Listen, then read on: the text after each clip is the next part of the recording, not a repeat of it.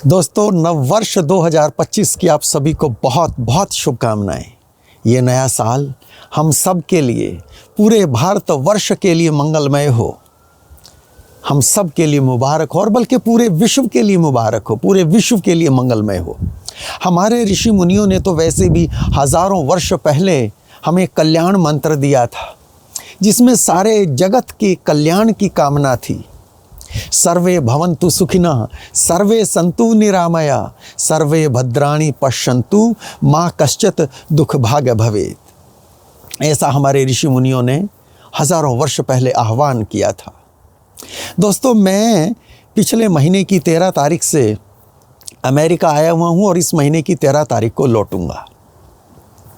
कई जगह गया, फिलाडेल्फिया गया और वो जगह देखी जहाँ वर्ष 1776 में अमेरिका के लोगों ने अपने देश की आज़ादी की घोषणा की, इंडिपेंडेंस डिक्लेरेशन किया। यह भी देश किसी ज़माने में ब्रिटिश की कॉलोनी हुआ करता था, भारत की तरह।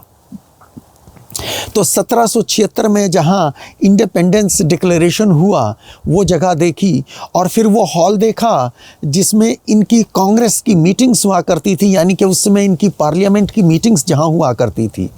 और उसमें उस कुर्सी पर बैठकर देखा जिस पे उन दिनों इनके वर्जीनिया स्टेट के रिप्रेजेंटेटिव जेम्स मैडिसन बैठते थे, जो आगे चलकर अमेरिका के चौथे राष्ट्रपति बने।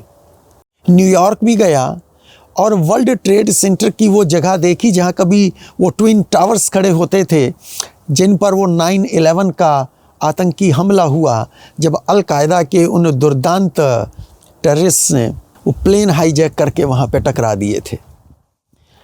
इसके अलावा वाशिंगटन डीसी भी गया, वहाँ आज की जो अमेरिका की पार्लियामेंट है, कैपिटल हिल, वो भी देखी, वाइट हाउस भी देखा, लिंकन मेमोरियल भी देखा, इनके पहले राष्ट्रपति जॉर्ज वाशिंगटन का मॉन्यूमेंट भी देखा, नेचुरल हिस्ट्री का वो म्यूज़ियम भी देखा जहाँ होप डायमंड भी रखा हुआ है, बहुत बड़ा म्यूज़ियम है। होप डायमंड ये भारत से ही निकला हुआ एक हीरा है और बहुत ही अनमोल हीरा है। ये भारत से ही आया, ऐसा वहाँ लिखा भी है। और मान्यता तो ये है कि भारत में कभी किसी मंदिर में माँ सीता की प्रतिमा पर मुकुट में ये जड़ा था, वहाँ से ये चोरी हुआ और एक फ्रांसीसी के थ्रू होते होते ये खैर फाइनली अमेरिका पहुँचा। इंटरनेट पे आप पढ़ सकते हैं, बहुत ही कीमती अनमोल हीरा है।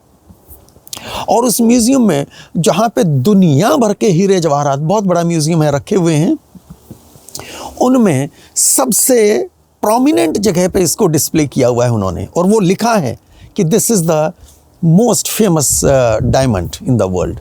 तो वो भी देखा और भी बहुत सारी जगहें देखी, अपने अनुभव कैसे कैसे रहे, क्या क्या देखा। मैं कुछ वीडियोस बनाऊंगा उनके माध्यम से, वो सब आपके सामने रखूंगा भारत लौटने के बाद। बहुत सी चीज़ें अच्छी भी लगी, बड़ा डिसिप्लिन, डेवलपमेंट सब देखा। लेकिन एक बात कहूँ दोस्तों, ये बात सही है कि बहुत कुछ सीखा जा सकता है इनसे, और अपनी तो परंपरा रही है। हमारे ऋषियों ने ये भी कहा था, आनो भद्रा कृतवो यंतु विश्वतः, यानी पूरे विश्व से श्रेष्ठ विचार मुझ तक पहुँचे। उन श्रेष्ठ विचारों से मैं समृद्ध हूँ, तो अच्छे विचार कहीं से भी लेने में कोई बुराई नहीं है। बस मैं जो बोल रहा हूँ वही सही है, मैं जो सोचूं वही सही है, मैं जो करूँ वही सही है। ये भारत की संस्कृति नहीं है।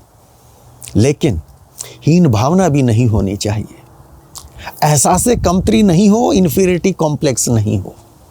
दोस्तों, हो सकता है मेरे पड़ोसी की माँ मेरी माँ से अधिक सुंदर हो सकता है मेरे पड़ोसी की माँ मेरी माँ से अधिक अमीर हो सकता है मेरे पड़ोसी की माँ मेरी माँ से अधिक पढ़ी लिखी हो, लेकिन क्या वो मुझे मेरी माँ से अधिक प्यारी हो सकती है? या किसी को भी क्या अपनी माँ से अधिक किसी और की माँ प्यारी हो सकती है? नहीं हो सकती। भारत मेरी माँ है, हम सब की माँ है, इसलिए भारत से प्यारा तो कुछ नहीं। भारत लौटूंगा तो बहुत सारी बातें आपसे करूंगा, वो सारे वीडियोस भी शेयर करूंगा, अपनी एक्सपीरियंसेस भी शेयर करूंगा। कुछ कमियां हैं, उनको दूर करना है। वो भारत जो किसी ज़माने में दुनिया की सबसे बड़ी इकॉनमी होता था, एक एंगस मैडिसन, वो बहुत बड़े इकोनॉमिस्ट हुए हैं, ब्रिटेन के हैं, बहुत बड़े, आप इंटरनेट पे पढ़ सकते हैं उनके बारे में। उनकी किताब है स्टैटिस्टिक्स ऑफ वर्ल्ड इकोनॉमिक्स। उसमें वो लिखते हैं ईसा के 1000 साल बाद तक भारत दुनिया की सबसे बड़ी इकोनॉमी था। 30% से ज़्यादा वर्ल्ड जीडीपी में अकेले भारत का कंट्रीब्यूशन होता था। समय के साथ वो कम होता गया, क्यों हुआ, कैसे हुआ, वो एक अलग कहानी है। आज बहुत दिक्कतें भी हैं, हम सब मिल के प्रयास करेंगे, उन सब से बाहर आएंगे। तो इस नए साल पर कुछ संकल्प लेना है, कैसे अच्छा हो मेरा भारत, कैसे फिर से जगत गुरु बने भारत। मैंने असल में कई साल पहले नव वर्ष पर ही एक कविता लिखी थी, नया साल। उसकी कुछ पंक्तियां पढ़ता हूँ, जो समस्याएं हैं वो दूर क्यों नहीं होती। हम मन्नतें मांगते हैं हर साल नया साल आने पे कि अच्छा हो, सबके लिए शुभ हो, पर जैसा पिछला साल था ये साल भी वैसा ही निकलता है आखिरकार। ऐसा क्यों है? तो कविता थोड़ी सी बड़ी थी, पर मैं उसकी कुछ पंक्तियां आप तक पढ़ता हूँ, संकल्प के रूप में आपके साथ साझा करता हूँ। सारी दुनिया लगी झूमने नए साल के आने पर, सारी दुनिया लगी झूमने नए साल के आने पर, मिटी सभी तकलीफें मानो साल पुराना जाने पर। लेकिन मन में प्रश्न कई हैं पूछूंगा विद्वानों से, लेकिन मन में प्रश्न कई हैं पूछूंगा विद्वानों से। जश्न मनाते आए हैं जो नए साल का सालों से, नया साल तो आया यारो नई कौन सी बात हुई, नया साल तो आया यारो नई कौन सी बात हुई। क्या सच्चाई लगी जीतने, क्या झूठों की हार हुई, क्या भाई ने भाई को अब धोखा देना छोड़ दिया, क्या भाई ने भाई को अब धोखा देना छोड़ दिया। अपनों को भी गैर दिखाए क्या वो दर्पण तोड़ दिया, क्या मजहब पर जात पात पर हमने लड़ना छोड़ दिया।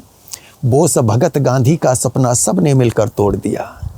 नफरत लालच खुदगर्जी से किसका दामन छूट गया, जिसका जितना दांव लगा वो उतना ज्यादा लूट गया।